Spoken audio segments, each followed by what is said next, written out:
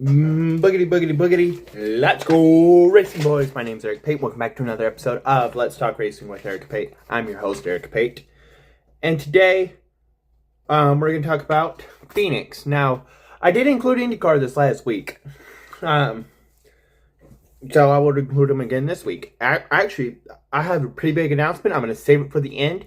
Your hint for the announcement is going to be said throughout this video. So if you're surprised at the end of the video of what I'm going to announce, I'm gonna ask you one question. Did you pay attention at all in this video? If you are surprised on what else I'm gonna announce. If you're not, well, you might be surprised, but if you're very surprised, you might want to rethink your life. Okay, just kidding.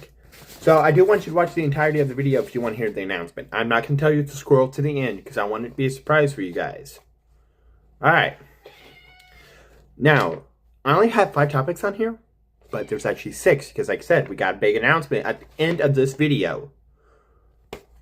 So we're going to go over the top 10 results from Phoenix, including IndyCar. Top 10 in points at the Phoenix, including IndyCar.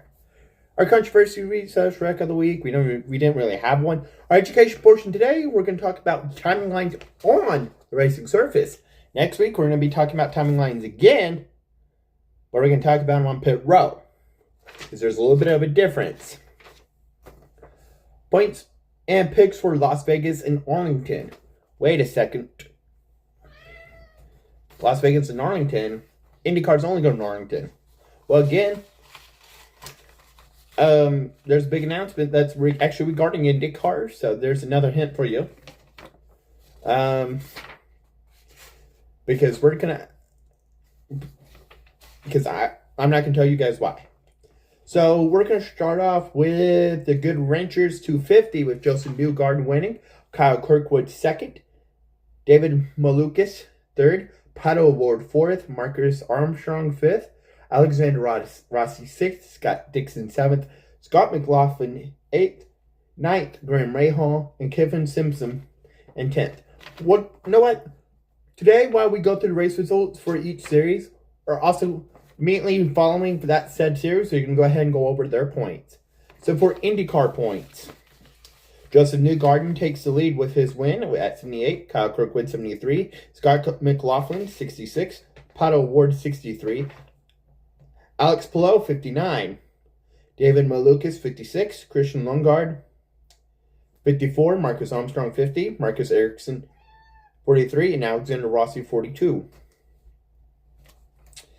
For the O'Reilly race, the Goldex 200 that we had Justin Allgaier winning, Jesse Love 2nd, Carson Kvapil 3rd, Sheldon Creed 4th, Sim Mayer 5th, Sammy Smith 6th, Jeff Burton 7th, 8th, Rajah Caruth, 9th, Corey Day. Anthony Alfredo was 10th. And for the points in that, Justin Allgaier has points lead at 184, Jesse Love 181, Austin Hill 179, Carson Kvapil in 4th 146, Sheldon Creed 143, Sammy Smith 132, Rajah Caruth 119, Corey Day 110, Sam Mayer 100. Yes. Corey Day, 118. Sid Mayer, 110. Parker Redcliffe, 104. Real quick, if you guys want to know how I'm breaking ties, because we do have a tie in the Cup Series, what I'm going to do is I'm going to take the last race result to break the tie. So we're going to take so if there's a tie between between two Cup drivers, because there is one in this next part, I'm going to take the last race result, and whoever had the better result of the two is who I'll give the tiebreaker to. Anyway, let's get into it. Tyler Reddick, 225. Not a shocker, he's a points leader with starting off the season with 3 straight wins. Ryan Blaney is only 60 points behind at 165 points. Bubba Wallace, 153 points. Chase Elliott, 128. Shane Van Gisbergen, 116. I feel like his oval skills are slowly improving. Christopher Bell and Joe Logano, both 113. Tied for 6. I gave the tiebreaker to Logano. Oh, I forgot to top 10 results. You will see why I gave Bell the tiebreaker to over Logano. Michael McDowell, Chris Buescher tied for 8th with 111, and Kyle Larson 109. You also will hear why I decided to put Michael McDowell and Christopher Bell did have the better results. And here were those top 10. Here was that top 10. Ryan Blaney won the race. Christopher Bell 2nd. Kyle Larson 3rd. Ty Gibbs 4th. Denny Hamlin 5th. Bubba Wallace 6th. William Byron 7th. Tyler Reddick 8th. 9th. Michael McDowell 10th. Eric Jones. Now you can understand why I put Bell and McDowell over them, even though over who they were tied with, because we didn't hear Logano, we didn't hear Buescher, so I gave the tie to them. Now, I wouldn't say this was very controversial or a rag, but I would say more or less the problem of the week. So on lap 158, a caution flew after Noah Gragson had a brake pad blew out. Now, brake pads fall out a lot during NASCAR because brakes will overheat. Especially kind of like tracks like Phoenix. You're kind of on the brake a lot.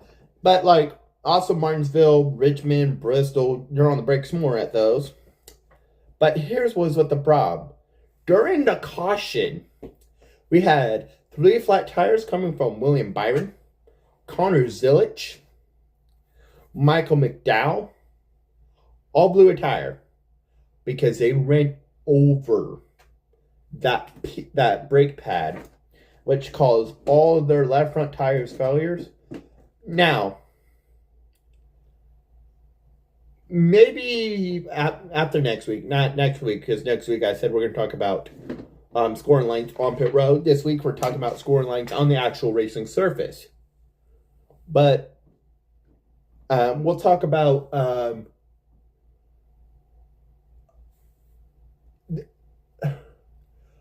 how pit road gets open and closed, because you guys probably want to know how does that happen. Real quick, I'll give you a brief overview. We'll go more in detail in a couple weeks. So,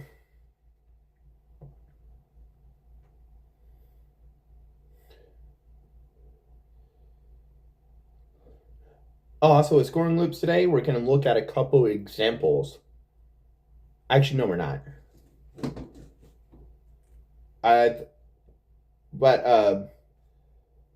If a caution flies, so pit road can be open during green flag conditions, except for 4 laps during the race, and those 4 laps, if those 4 laps are green, 2 laps in stage 1, the last 2 laps of stage 1, and the last 2 laps of stage 2, or if it's a Coke 600, also the last 2 laps of stage 3. Now, I don't completely understand why they closed pit road with 2 laps to go in the stage. I really don't understand that. I really don't understand why they closed because like what if somebody blows a tire during that period? I think they need to come to pit road and pit. Now, if a car and as soon as the caution flies, pit road will close. Here's the thing though. If pit road, if you are on, now again I'll go more into detail in this between whatever is after Vegas and whatever is after that track, Darlington, I think. I don't think we have any. I don't think we have Darlington and is it Martinsville? Yeah, Darlington and Martinsville. Or are we doing Martinsville after Vegas? I'll be back in a second. Okay, so between Darlington and Martinsville, we'll go more into detail on pit road being open and closed. But like I said, since Byron, Zilich, and McDowell were on pit road when pit road was closed, they get a penalty, which is all they have to do is start at the back. I want to talk about Blaney for a second, actually. I should have included this in the notes. Why don't understand why I didn't. But on two separate occasions during the race, I couldn't remember what laps, but I don't think it matters. Blaney had a loose wheel. The first time, he had to go all the way back around pit road to his crew and had to make sure the lug nut was tight. The second time, he knew the lug nut was not tight. And now, you can do this, but it's a penalty. So he stopped in Joey Logano's pit box to fix the tire. Now, the funny thing is Logano's pit crew didn't even have a chance to get back onto the wall when Blaney had his issue the second time. Like, they were just told, okay, which tire is it? And fixed it. It is pitting outside the box, though. That is the penalty. It is pitting outside the box. So, there's that. It's pitting outside the box. But since it was under caution, all he had to do was just drop to the back. And that would have been a way worse penalty if that tire fell off. Because I'm going to talk about it more. Unless the tire falls off again this weekend. And then we'll push everything back a week. But between Rockingham and Bristol, we'll talk about what happens if a tire falls off. I don't have anything planned yet for between Martinsville and Rockingham. Because that's going to be O'Reilly weekend. So, O'Reilly and truck only weekend. So, yeah. Scoring loops. Okay, we're going to go to the whiteboard for this one. Follow me.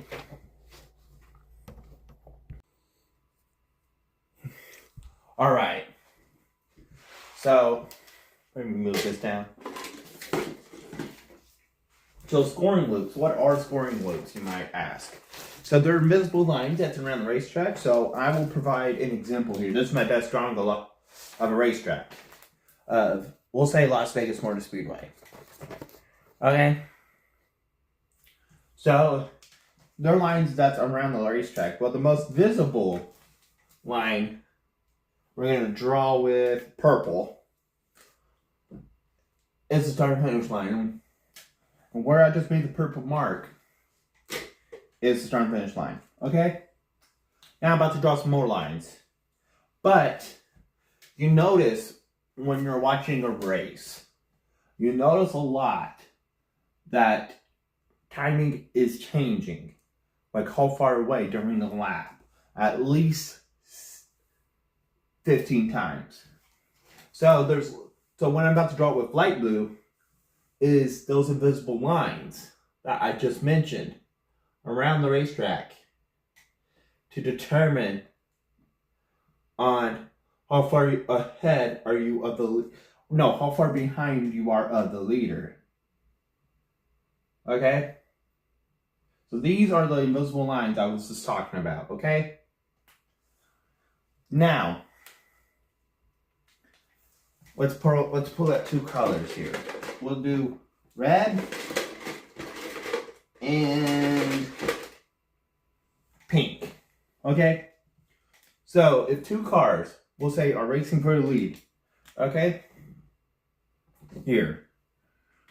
Alright, well, we'll say before, at the start and finish line, this pink dot was slightly behind the red dot. Okay? But we can see they switched positions. And let's say they were under green flag condition. Right? But a caution comes out. For the sake of this, since I don't have a yellow marker, we'll use the color orange. Okay, a caution comes out. Now, again, the red dot was leading that start and finish line, purple dot, right?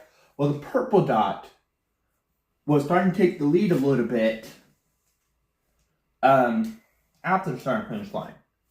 But here's the thing. The red dot, because the white flag was not waved, we'll get into that in just a second. The red dot will be scored as the race leader because at the last scoring loop, which was the start and finish line, the red dot was leading, but the purple dot wasn't, even though the purple dot did take the lead. They did not quite make it to this scoring loop here. So now, let's talk about, I could just say, if it's the last lap. Now, last lap, it's a little different. Okay?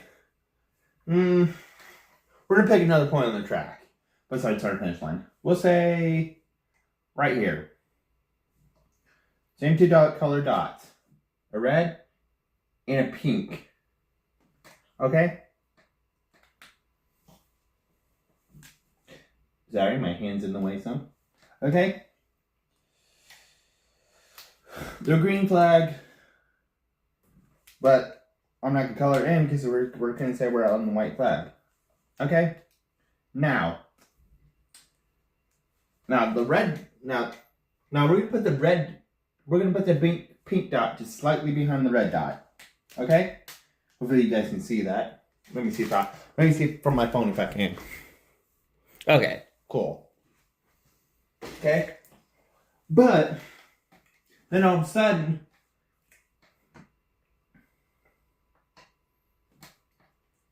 about 100 feet later, the pink dot took the lead. Okay? Oh, big wreck on the backstretch. Caution is out. Now, like I said, caution is out. Here's what happens. So, they don't go to the last scoring loop on this one to determine the race winner. Or you know what? We'll say this is for the end of the stage. Or yeah, we'll say for this example, the end of the stage. The pink dot will be declared as the stage winner, even though, but you're right, Eric. We're talking about scoring loops. Scoring loops did not exist on the last lap of the stage, nor of the race. I can show you guys, if you guys want to see a good example of that, watch the last lap of stage 2 from Echo Park from a couple weeks ago. We thought Byron won the stage because he was leading at the line, but a caution flew right before they crossed the line, and Wallace was actually ahead of William Byron when the caution flew, and Bubba was declared the stage winner because at time of caution, Bubba Wallace was the race winner. Another good example is Duel 2 from Daytona in 2025. What happened with that one was a caution flew on the very last lap with like 5 seconds to go roughly to the start and finish line. Austin Cindric was leading when the caution flew, but Eric Jones, when they crossed the line, was ahead. But they gave the win to Cindric because Cindric was leading at time of caution. Let's go back to my room. Oh. Sorry, let's turn my phone back up and hit record. So, here are my picks for the week. Here on last section before we get into the big announcement I have. Okay, my picks for the week. For the Pennzoil 400, I have picked Christopher Bell. He's won the pole quite a few times here. Nearly won here on a few occasions. Josh Berry, who actually got his first career win in this race last year. So far, his only win. Joey Logano, 4-time Vegas winner. 2 of those to get into the championship, which he later went on to win the championship that same season, in 22 and 24. Hey, Junior. And then won the 2019 and 2020 spring races. Denny Hamlin, the last time we were in Las Vegas, he won here. Was his 60th win. Dedicated it to his now deceased father. During the off season, he lost his dad in a house fire. I will talk more about Hamlin when Hamlin does win a race this season. I think he's going to. Kyle Larson, 3-time Vegas winner, our defending champion. So he knows how to win here. The last 2 times he won here, he won in back-to-back Vegas races with winning all the stages. My 2 underdog picks were Daniel Suarez, who finished 2nd here last year, and Ryan Preece, who finished 4th here last year. For the Luna, I picked Justin Allgaier, who does have a Vegas win. Austin Hill has a Vegas win. I think St. Mary and Sheldon Creed are going to have a good going in Vegas. And Connor Zilic, I think he's going to have a good day in Vegas. In Xfinity. Ryan Sieg and Anthony Alfredo, my 2 underdog picks. And then for Arlington, I picked Alex Palou, Will Power, Pato Award, Kyle Kirkwood, Joseph Newgarden. I think those guys are going to be the ones to look out for at a new track, which is Arlington. My underdogs are Colton Herta and David Malukas. All right, here it comes. What is the big announcement? Well, said at the beginning of this video, there's going to be a big announcement. This series, Let's Talk Racing series, we're no longer, are we going to discuss 3 series? Yeah, that's right. I'm sorry. We're no longer going to discuss 3 series. I'm sad about it. Wait, why am I sad about it? I'm not sad about it. You know why? It's starting today. We will no longer talk about 3 series on this channel. No, on this podcast. It's bittersweet for me.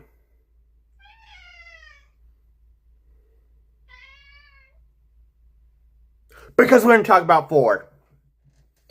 Instead of the big 3 NASCAR series, Trucks O'Reilly Cup, we're also going to add in the NTT IndyCar series on this podcast. That is right. We are no longer just going to be talking about 3 series on this podcast. We're going to be talking about 4. The reason why I decided to start adding in IndyCar is the last couple of weeks, we've had to put in IndyCar. So I did some thinking on it. I was like, hey, why won't we make this a for now on deal? I mean, it's more things I got to do for the podcast. But for now on, we're going to start recording podcasts just like this on Fridays. Just me sitting in my chair talking about it. And then when we need a whiteboarded TV, we just go. Because doing it with the whiteboard, actually, for me, takes 2 hours. I mean, you guys only watch 20 minutes of it. But, like, the behind the scenes of me actually drawing on the whiteboard, writing on it, whatnot, that takes about 2 hours. So from now on, also, we're going to be doing the podcast, just me sitting in my room, me holding the notes. With me holding the notes. But that's what these are. Me sitting in my chair and talk to you guys through a camera. And then when we need the TV or the whiteboard, we'll just go out there and go use them.